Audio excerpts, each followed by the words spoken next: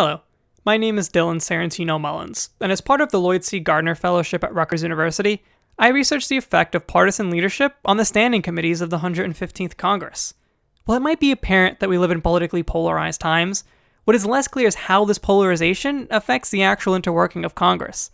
That's why my research focuses on congressional committees, where a lot of the nitty-gritty work of Congress actually happens. Now, I just said my research concerned the effect of partisan leadership. I actually left this title intentionally vague because the specific leadership I am referring to changed throughout the course of my research. Initially, I was very focused on committee leadership, that is, the chair of a committee and the ranking minority member, because historically, academic literature and committees really emphasize the influence of these members. I have here a picture of Wilbur Mills, who was chair of the House Ways and Means Committee from 1958 to 1974, and is commonly regarded as one of the most influential members of Congress because of the power he exerted as chair of this important committee. However, as I'll talk about in just a second, my research indicates that newer changes to the ways committees work in Congress, especially in the House, have rendered a lot of these traditional ideas less important than they once were. The way that committees function now looks a lot less like Wilbur Mills and a lot more like Newt Gingrich, who was Speaker of the House from 1995 to 1999, and made several changes that gave party leadership more power over committees. As I'll talk about in just a minute, scholars have now even grouped House committees based on how much party leadership cares about their jurisdiction. This turns out to be an important factor in that committee's bipartisanship.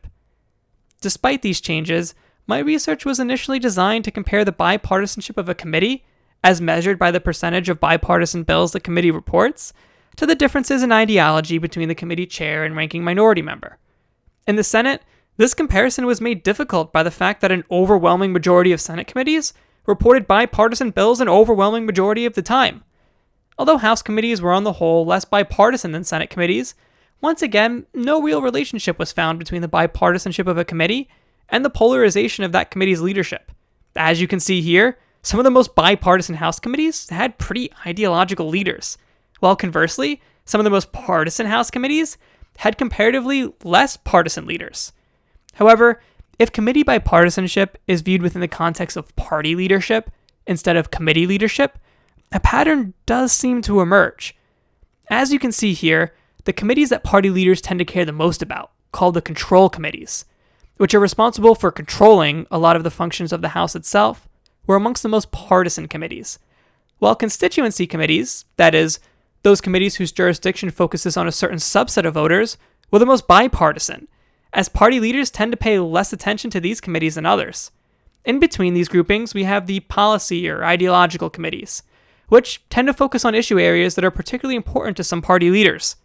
What's especially interesting about this category is that we see that the committee's leadership polarization score, or CLP score, is the highest, indicating that this group's leaders were in fact slightly more polarized than the other groups, which would make sense given that this category has been labeled by scholars as the ideological group after all. So, what does this all mean? Well, it would seem to indicate that party leadership does, perhaps unsurprisingly, exert a lot of influence in Congress, especially in the House of Representatives. This might be problematic given how polarized the two parties, and especially the Republican Party, have become. The decreased influence of individual members and even committee leadership might make it more difficult for bipartisanship to flourish in the future. Perhaps relaxing some of party leadership's hold on committees might provide a better environment for Congresspeople to cooperate and work more harmoniously with one another in the future. I thank you for your time and attention.